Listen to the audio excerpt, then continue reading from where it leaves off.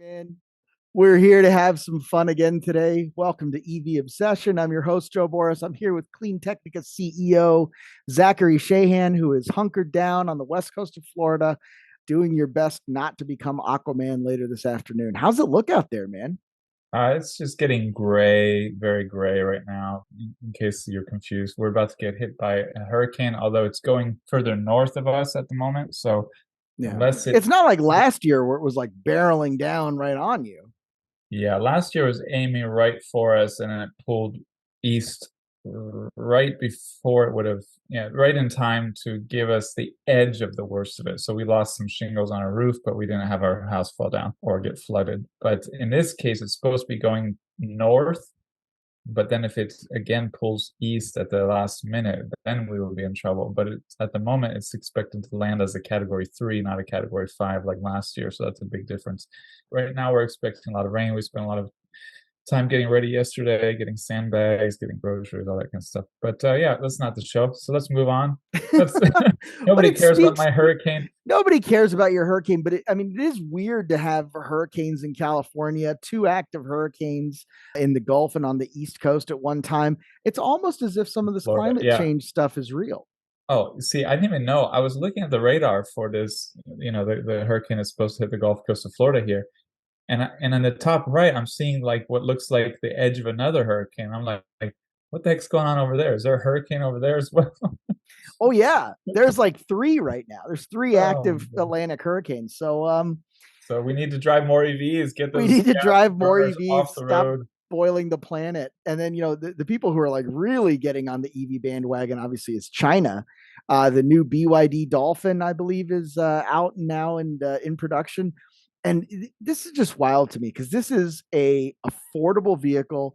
This is going right after the Honda Civics, Toyota Corollas. But the thing that's like really interesting to me here is not only that BYD is making an affordable type of EV, the type that people claim that they want to buy in the States, but also the fact that BYD is now actually supplying so many other car makers with their EV batteries, not only Tesla, which Tesla it supplies batteries for Tesla's Model Y in China, but they're also supplying batteries to Ford, to Lincoln models sold in China, and also some Toyotas that are being sold in China. That seems wild to me. Do these companies just not really see BYD as a threat, or are they just so far behind on their own EV batteries that they have to use BYD? It's a good question. I think they sort of see it as both. They need the batteries, and they're like, oh, nobody buys BYD in these countries. But this is sort of what's the big story about the Dolphin. So just for a little bit of backdrop too, in case anyone's not aware, the largest automaker in the world in terms of plug-in vehicle sales is BYD. It sells a lot more plug-in vehicles than even Tesla. If you look only at full electrics, BEVs, it's number 2 behind Tesla. And Tesla's got a bit of a sizable lead, but it's not like out of the question that BYD could catch up at some point if things went that direction. But Tesla and BYD together are far ahead of anyone else. Like they're in a league of their own, Tesla and BYD. So BYD is like they got like 8 of the top 10 best-selling cars in China or something, like there's like 6 of the top 10 in the world or something like this. Some crazy numbers like this. They've been offering more and more appealing, cheap BEVs. And what's been happening recently is they're finally really starting to export them to a lot of markets. So this story, this leading story, is about BYD Dolphin coming to Australia. David Waterworth, our main Australian correspondent there, you can see him in the picture in our article about it in the car. It's a it's a landmark thing because it's basically this BYD. I don't know if I should mention the pricing, but let's mention it because it's different from the US pricing. It's Right. Australian dollars, but it's 40,000 Australian dollars, which with a $6,000 rebate Yeah. comes to 34,000 Right. Australian dollars. Which is about 21,000 US dollars. And that's the price. That's $980 less than an entry level Toyota Corolla hybrid. So you got a Right. BYD Dolphin that you can Well, get and for again, a little that's bit in less. Australia. That's Yeah, in for a little bit Australia. less than a hybrid Toyota Corolla in Australia. So this is a big deal. Yeah. Well, and for the record, in the US, it's 21,963 is the entry level bargain basement strippy special Toyota Corolla in the US. So you can actually get this BEV for less than an ICE Corolla in the US, or Yeah. comparing dollars to dollars and Yeah. donuts to whatever they use for currency in Australia. I don't know. Yeah. Thanks for doing that conversion. That was very helpful. Yahoo Finance. I have the tab open. It's a really interesting kind of thing because a lot of critics of EVs have been talking about price parity and saying things like, when are we going to have price parity between electrics and internal combustion? And the argument that I've had since 2021, since the dawn of the Model E, I'm sorry, the Model 3, has been that we already have price parity. The average transaction price of a new vehicle in the United States is $48,000, and you can get a quality EV in many cases for a lot less than that. It used to be that you could get a Nissan Leaf or a Chevy Bolt for about 25,000, which would put it almost half of the average transaction price. So to see more EVs coming out that are even less expensive than that, I think is really going to put the heat on internal combustion and really make it a more tantalizing offer. Yeah. And I mean, you highlighted this, everybody's been talking about price parity for over a decade. And the thing that a lot of people talk about is like, yeah, but we don't have it with, we have it with luxury cars. We have it with $40,000 cars. We don't have it with the cheapest. And so this is the case where finally you're getting it with the cheapest cars on the market. Right. And this has got 255 miles or 410 kilometers of range on a full charge. It's got, various features that, people expect now in modern cars. It's a nice car. Like, it's there. It's finally there. And I keep thinking of this phrase like, change or transformational change. It seems like it takes forever to arrive, and then it seems like it happens all at once. Yes. So this kind of like, oh yeah, we've been talking about this for a decade, for decades. Like, when are we going to get? But now we're there, and then all of a sudden you could really have like boom, boom, boom, boom, and it's like, oh, goodbye, ICE vehicles. But there's a lot more to it. But I think this is just a monumental shift, and this car being available in Australia.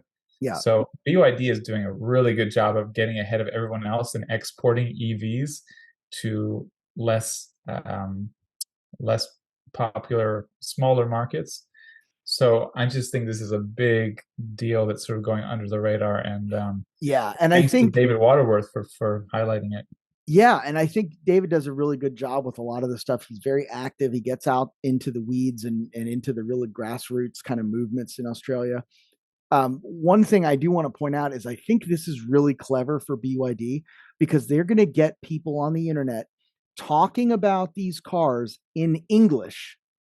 And that is absolutely mission critical because BYD has a factory already in the works in North America. They have two, in fact, a battery factory and a vehicle factory because they make electric buses and electric, HD trucks in California. They are looking to build credibility in North America, not only for HD trucks and Class 8s and things like that, but there is no question that they will eventually begin exporting vehicles to the US. And these, a lot of people who easily dismiss that and say, oh, Chinese companies, they don't know how to make quality products. Most of those guys are tweeting about that or Xing about that from a phone that's made in China or a laptop that's made in China. If you're driving any number of Honda or any vehicle on the road right now, most of the electronics in there are made in China. So this idea that these are not quality products it is just wrong.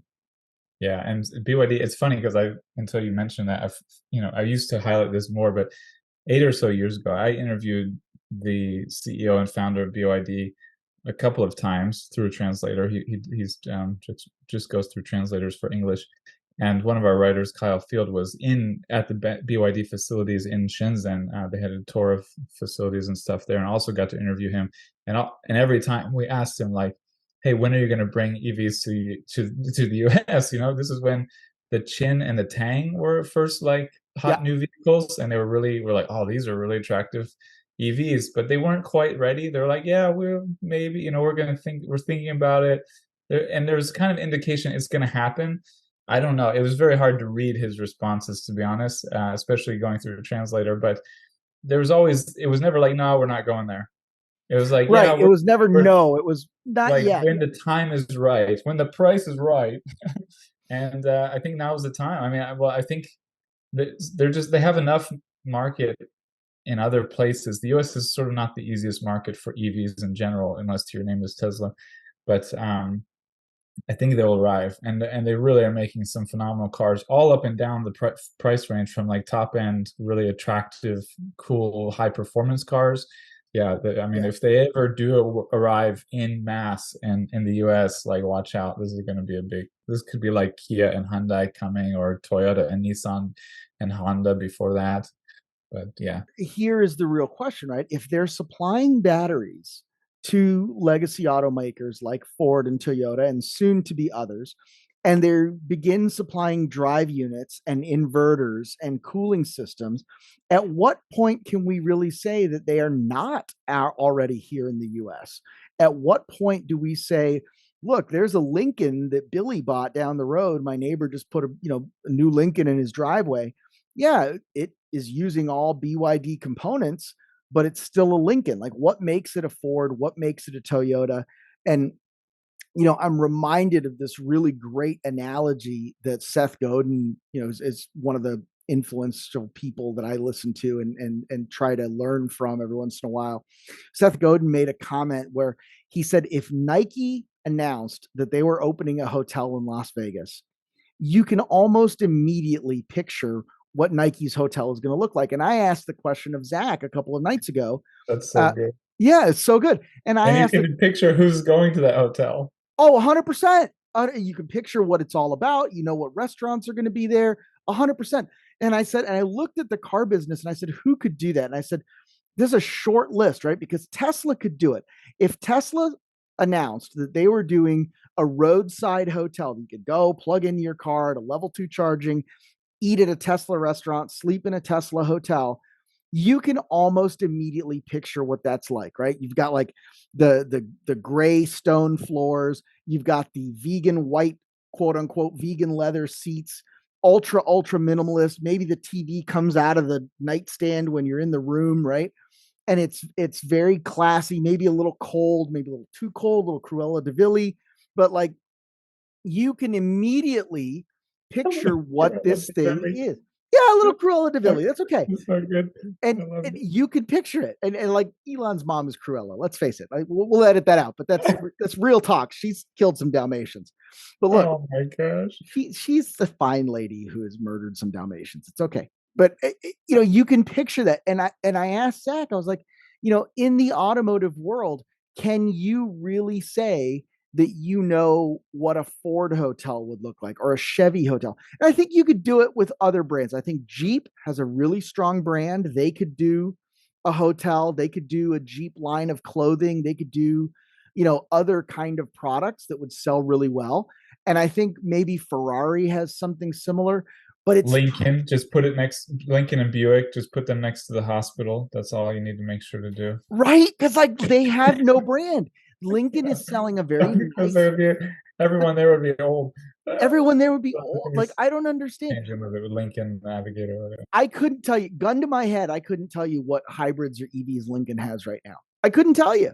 Yeah, no, and yeah, when you talk about what automaker could have a diner, and it would be like, and you know what it's gonna be right off the bat, like old Mazda school could have a sushi place.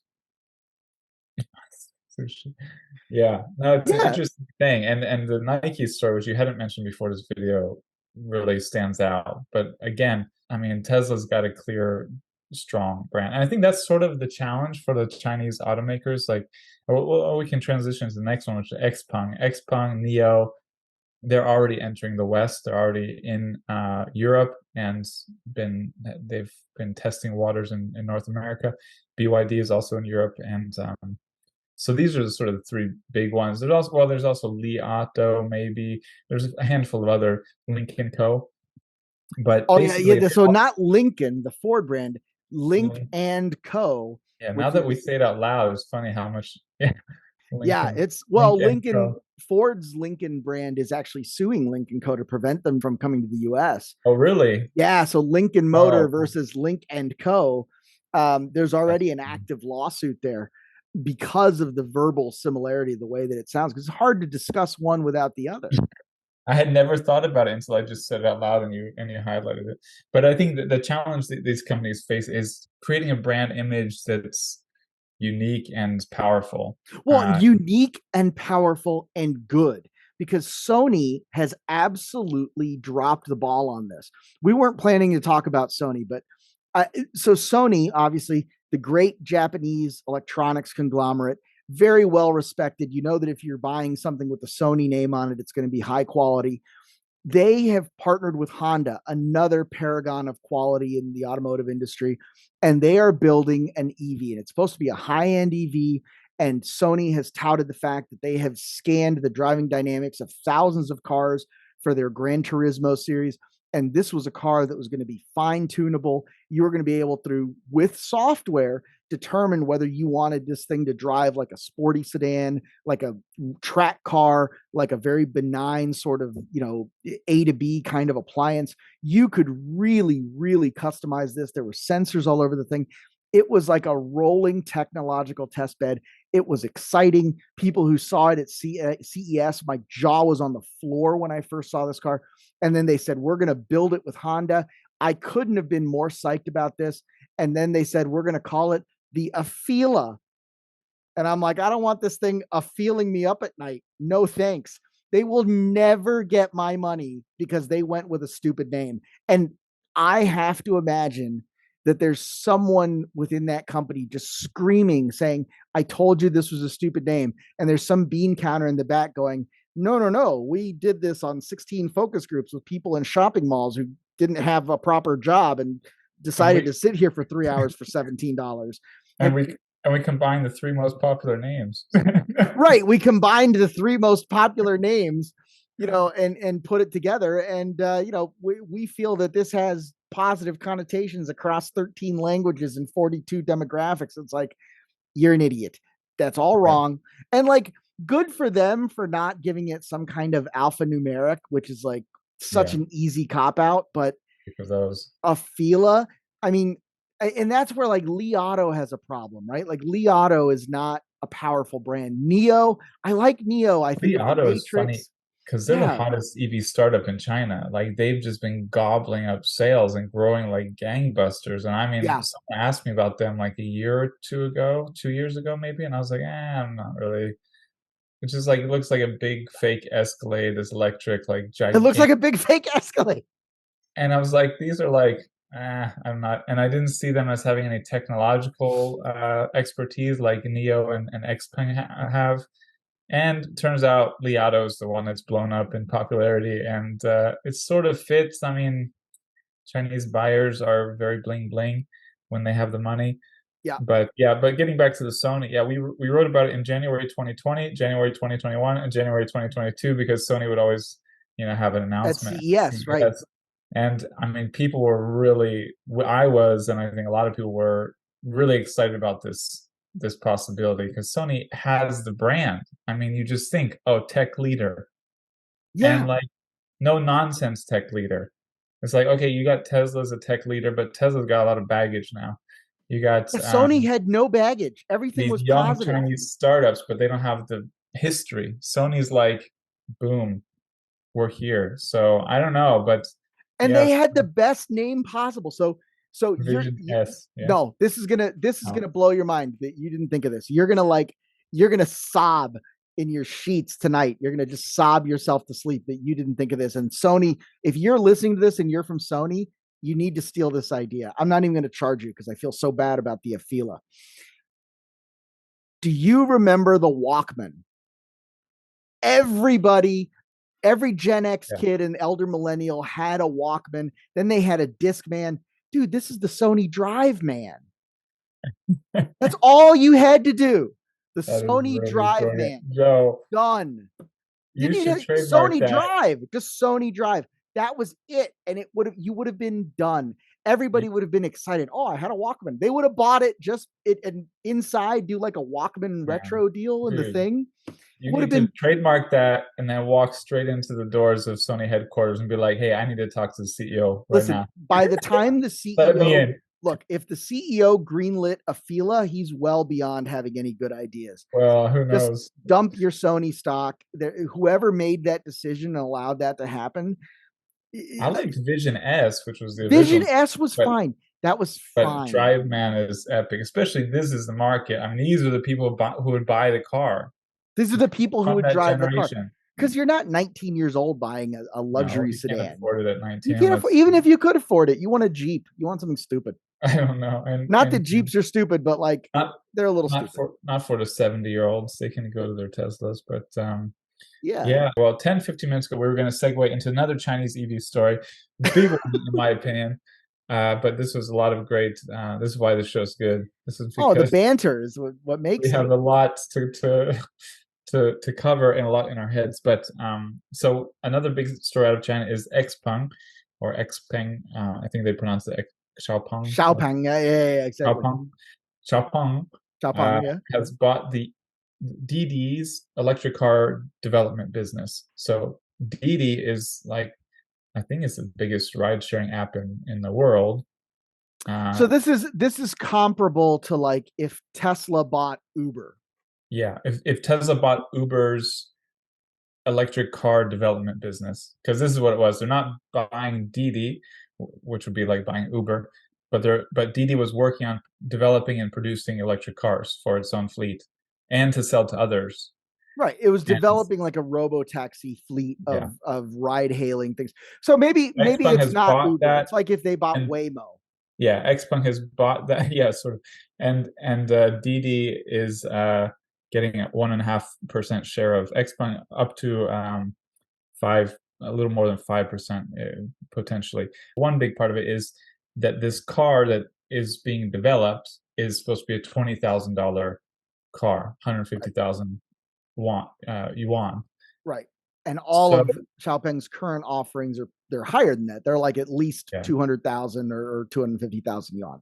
yeah, and Xpeng has partnered with Volkswagen to bring down manufacturing costs because basically they're losing a lot of money. They're developing great cars, they're selling great cars, but they're losing a lot of money as they try to grow. And this will help them to grow to a scale that will help hopefully make them profitable, and then also can potentially sell to competitors.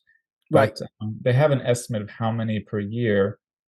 I think it was 150,000, but let me check, make sure I'm getting that right. That number comes up a lot in the press release. It's they're going to sell 500,000, they're 150,000 vehicles. They got 150,000 yuan. It's in there a couple times.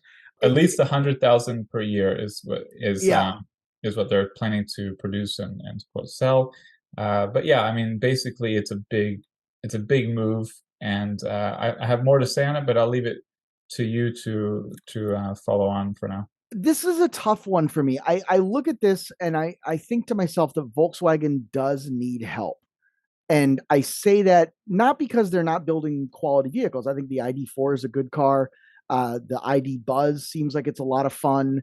The ID7, which is, I believe, the sedan that's coming, but it's so expensive. And we're talking like a $67,000 Volkswagen sedan. And like, when I think back to the original roots of Volkswagen, and I'm not talking about the whole Nazi Adolf Hitler thing, I'm talking about the idea that this was a car for the people, a car that could get a young family from A to B in relative comfort and safety and dependability and be affordable to work on and easy to maintain. Volkswagen has gone so far away from that in the last 20 years. I really don't see any kind of attempt to build a mainstream product coming from them. And I think that some of that is the legacy of Ferdinand Piech, that he kind of deluded himself into believing that Volkswagen could compete with like the entry Mercedes and the entry, BMWs and things like that. Maybe that's true, but it doesn't feel right to me for the brand. So I think doing this and working with China to develop these economies of scale to reduce the price of admission and try to get some mainstream models back into production, I think is only going to be good for VW. And I think having this software development firm DD in the picture somehow, I think is also going to be good for VW. They've been struggling with Well, software in recent years, it's but not I don't know. 100%. It's not 100% clear because those are two separate things. So XPeng is basically trying to survive financially, and trying to ramp up production in different ways. And so one way was they partnering with Volkswagen to help Volkswagen build EVs for the Chinese market, Right. maybe beyond. And what Volkswagen gets out of that is XPeng is really good at developing high-tech smart EVs like Tesla, and Volkswagen's not. So it's like, Right. and also in Volkswagen China, needs help with the software, and in 100%. China, like you typically need, Tesla's again an anomaly, but you typically need a Chinese partner, or else you're sort of like blocked out of the market. Yes. And so Volkswagen hasn't done well with EV sales in China, and that's a big part of its overall business is China car sales. So XPeng is a way for them to modernize and get popular again in China. And on XPeng's side, they can make more money. And so then the Didi thing, like that's the question, like is this gonna touch the Volkswagen partnership too, or is that separate completely? But in any case, it's a big move. And the thing that I'm a bit excited about with it is I believe Xiaopeng, I'm going to say it the Chinese way, I think. I believe Xiaopeng has the best full self-driving technology right now among automakers. I know there are a lot of Tesla people who are going to try to kill me, but I just think Tesla continues to hit a local maximum problem, and I don't see that going away. Xiaopeng uses a lot more technology, hardware, they do, and so they're at the point where they can have full self-driving in certain cities with Chinese regulations because they've got more technology, hardware inside and outside the car. So Chinese, anyway. So, but they're expanding this capability for true full self-driving to several large Chinese cities, a bunch. Yeah. And if they can put that in Didi cars, it's like almost a click of a switch to just get rid of the drivers soon.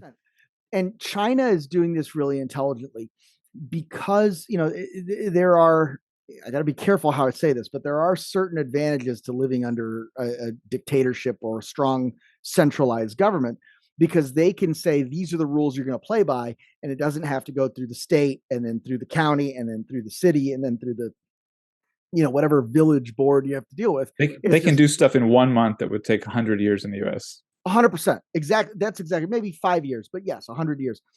And within these cities, there is intelligent infrastructure. And I want to emphasize what that is. You have buildings, you have pylons, you have traffic lights that are all connected and communicating with each other.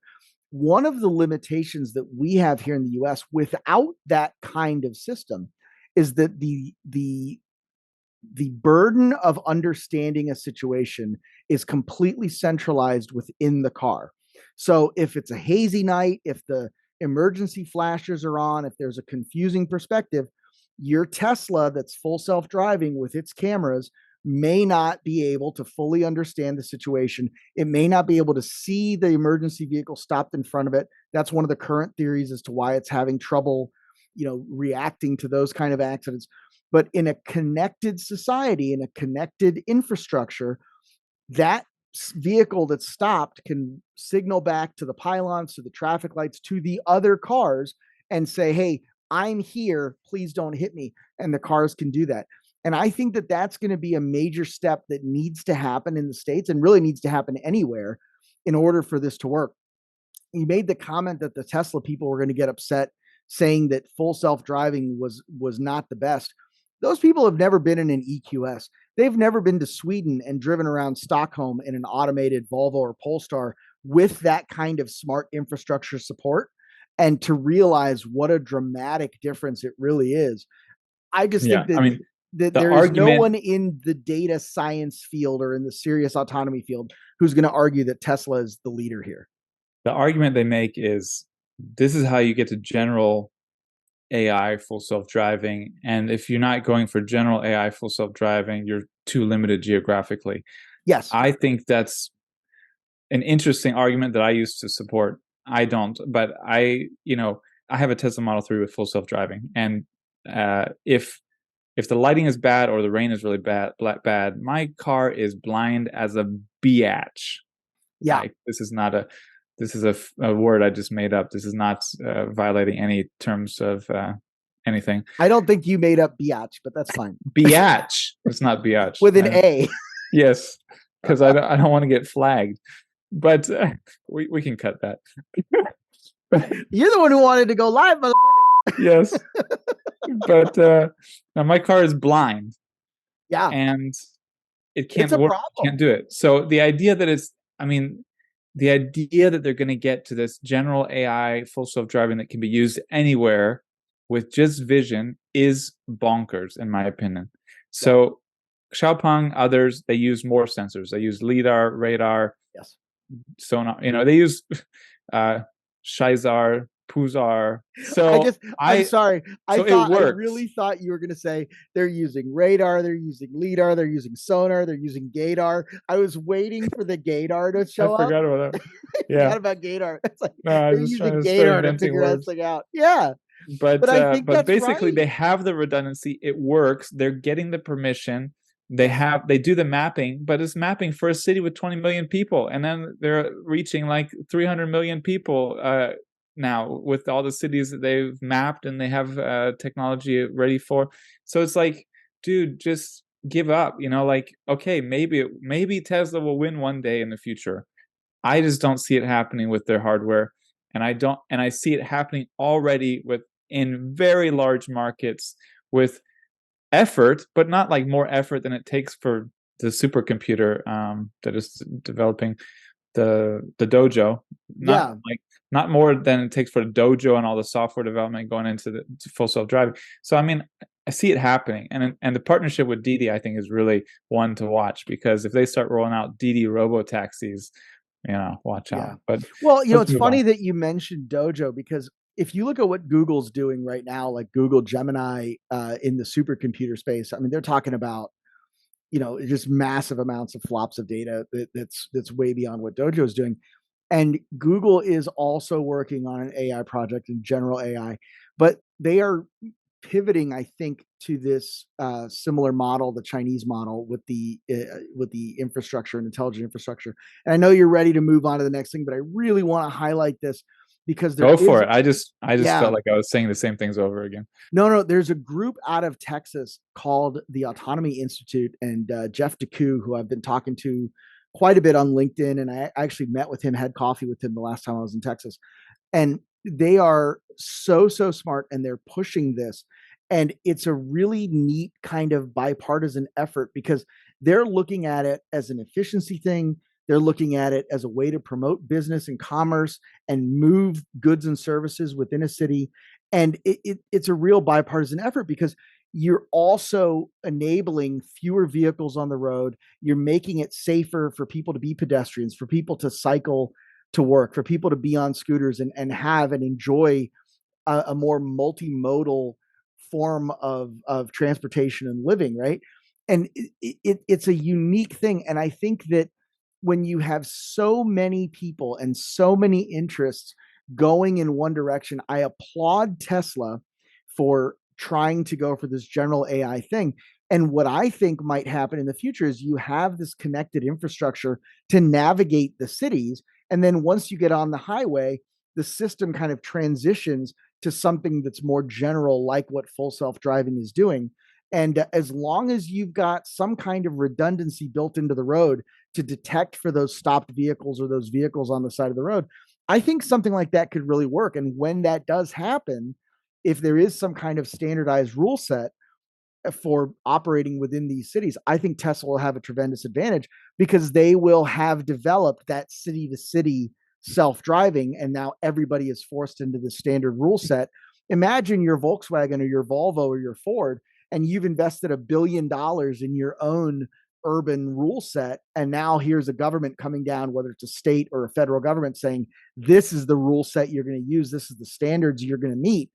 Well, all of that just went out the window. But what Tesla has developed maintains, especially as you cross state lines or travel into different federal jurisdictions or state jurisdictions that have different rule sets. I think it's smart. I wouldn't trust my Yeah. family to it, but I think it's a heck of a thing. Now I like that there's different approaches. The so I'm pretty positive Xiaopeng is not reliant on this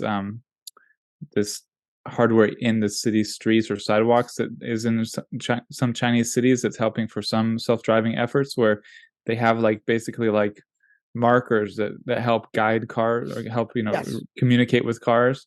I'm pretty sure Xiaopeng is not relying on that at all. It's It's not just, reliant, but it uses it. well, it's got the extreme mapping, it's got a lot of hardware, and I mean, I think down the road those things can start to meld together more and more. Be like, oh, just add this in for better, a more efficient system or a safer system. And I mean, look, I was bullish on Tesla full self-driving approach for years, and I just experiencing it and seeing how many times it hits a local maximum and how little improvement I see, I have a hard time believing it, especially like just only relying on vision. I just don't see it making sense. And I mean, Elon just did this 50-minute drive on Twitter, on X, demonstrating it. And I saw an article this morning, like 20 minutes in, I think it was, or 50 minutes in. It's at a red light, and the left turn signal comes on for the cars on both sides of that red light, and the cars start turning left, and the Tesla is in the right lane, but it's going to go straight, and it's got a red light in front of it to go straight. But somehow it sees the green turn light on the left, and it starts driving straight as the other cars are starting to turn left across it. And Elon has to intervene, and they're like, oh, whoops, like, oh, that's our first intervention. So yeah, okay, first intervention 20 minutes in, but you were about to drive straight through, I mean, straight into the path of cars that are turning left on a green light, and you have a red light. I'm sorry, that's just is not acceptable at this point. Think Like, of this is how not working. unforgivable that would be in another context. You're sitting there and you're an AI hype man, and you're, a fanboy or whatever else. You're going, dude, it waited for 20 minutes before intervention. Could you imagine if you, as a human driver, pulled out your 2010 Toyota Camry and you went straight into a red light every 20 minutes? Would people say that's acceptable? Would you go, oh, that's not bad? You're doing fine, buddy. Yeah, he only causes a major Or accident hey, every I 20 get on a minutes. plane, 20 minutes into the flight, I have to remind the pilot, hey, I have pilot, to intervene. don't hit that other plane in front of us. Oh, it's just 20 minutes in. That's not bad. That's not No, bad every 20 minutes, but I think yeah. that's a legitimate thing. So we've got a couple Anyways, other things. So yeah. just in terms of news of the week kind of thing, we got Polestar hit a manufacturing milestone. Why Well, don't you there tell was us about one that? funny one. There's nothing to really say, but there's a Jack, which is Screw those guys. no, Jack. No. Well, both of these are short, but Jack is JAC is a major Chinese automaker, and they've got a semi truck going around testing on the roads in China that looks just like a Tesla semi. Oh, can I tell you It's just something funny. though? Listen, I, It's just I got to funny. tell you, it does look like a Tesla semi, but let me tell you why. And I really don't want to pick on Tesla. They're doing so many good things. They are driving the industry forward. They have a visionary team that accepts the entire responsibility for the customer experience, which no other manufacturer has done. I want to applaud them for the positive things that they're doing and the work that they've done single-handedly almost. Who kidnapped Joe, and who the hell are you? No, hang on. I got to tell you, No, the I agree. Tesla I mean, Semi obviously, but is the dumbest thing I've ever seen. It is so clear that they have never talked to anyone who has spent any amount of time inside a truck or driving truck to design this thing. And the JAC, even though it's ridiculous looking and it kind of has it looks like a Target brand generic version of a Tesla Semi, at least it has doors that the driver can reach so that when he pulls up to a depot, he can put his clipboard out, sign the papers, give his ID, whatever else he needs to do to get into the depot without stopping the vehicle, putting it in park, getting out of the driver's seat, and walking to the door behind him to hand the papers out the window. That single little bit of information tells me that these guys know what they're doing in a way that, the Frito-Lay conveyor is just not going to do it. yeah, we'll have to save semi discussions for another day. But I just thought it was hilarious that, of course, they have a semi that looks like a Tesla semi. But that's an interesting note as well, which I didn't know anything about regarding the doors of this. Yeah, the doors are this right next to the Tesla driver's semi. seat. He can lower the window and hand somebody his ID. It's such a Chinese. Hey, we're gonna design what looks like the semi, but it's gonna be like normal. It's gonna Like, be, yeah, it's gonna be normal, but it looks just like it. It's fine, right? Like I'm we don't actually want to shake surprised. things up too much. We just want to look cool. This I'm is fun. surprised there's not a Chinese company making an internal combustion Cybertruck look-alike. I'm Oh, shocked. yeah. I'm shocked that there's not. I mean, yeah, I'm really surprised there's not any similar EVs in China by now. But yeah, let's move on to the other news. Yeah, so I think we just close out the show. We talk a little bit about, Polestar obviously has reached a milestone in manufacturing. I don't even remember what the number is, honestly. I was so excited just to see the Polestar Roadster again. It's 150,000. That they've produced 150,000 vehicles. What a Yep. neat little company, man. I mean, when that came out with the Polestar 1, I was so psyched because it was, 1,000 pound-feet of torque or something. It was a super exotic hypercar. But the Polestar 2, I really wasn't excited about it. I didn't think it was a particularly good looking car, and I'm a Volvo fanboy. So, like, if I'm saying, like, meh, that's kind of bad, right? It always looked a little bit like it rode too high, like it was a little bit high riding. But I guess that's what you want these days. People like having that visibility. They like having that commanding view of the road. They want to be able to see around everybody else's SUV. And I think this is about as low as you can make a sedan and still feel that way. But It's an interesting. 150,000 is good. I think that's a lot more than I would have expected. And I think this brand is really going to take off when their SUV is ready. I think that's what's really going to send them into the stratosphere because people don't buy sedans. Yeah, that's a really interesting description of the car, and I see them quite often now. I would say almost every day I see a Yeah, Polestar, which is but they're too surprising to high. me. They're too And tall. I agree, 150,000 is higher than I would have expected. That's pretty. I mean, that's a pretty decent rate for Polestar. I mean, it's Yeah, like that's a lot of cars. so. I think it's going to. I think it can only go up from here, like you said, with an SUV coming. That It is could how numbers and work. It can only go up from here. no, but I mean it's overall like demand, like because I think the hardest part has been done, and when I see it, it just looks like a fancy luxury nice car that like some old rich people in the country club drive, and like it just Really? Okay. it has that look and brand to me, like a modern, like what Lincoln used to be, or what Cadillac Yes. used to be. It's got that kind of, to me, that's the market it's going. I mean, it can also be sporty and fun. I've driven it, and it is a fun, sporty kind of go-kart like experience. I'm not really a fan of it personally. There's things, but we won't go into it all, like what I don't like about it. But I find it quite uplifting that it's finding a market. It's got that, what we talked about earlier. It's got a kind of brand, an kind of audience for you, at least from my perspective. Maybe it's different from your perspective, but like I could see who would go to a Polestar hotel a little bit, and it would Yes. be really fancy, really luxury, really smooth. Nothing to disrupt your life, like peaceful. And yeah, I think it's doing well. Yeah. So I changed my background. I want to point this out. This is the Polestar 3. Ooh. And I think the Polestar 3, when it comes out, you're going to see a ton of those on the road. That is, I've seen these in person. There was like one in the US last year when I was in New York, New Jersey area last fall. And it is such a slick looking car in person. I personally think it looks sportier than a BMW X5 or a Porsche Macan, and I think this is really going to set. If you own a Polestar dealership right now, or I'm sorry, a Polestar store, or whatever they call it, experience center, you just can't wait for this vehicle to come out. This is going to be similar to the way the Model Y just completely eclipsed the Model S. I think there's going to be a lot of people who would never look twice at the Polestar 2 who would line up for this.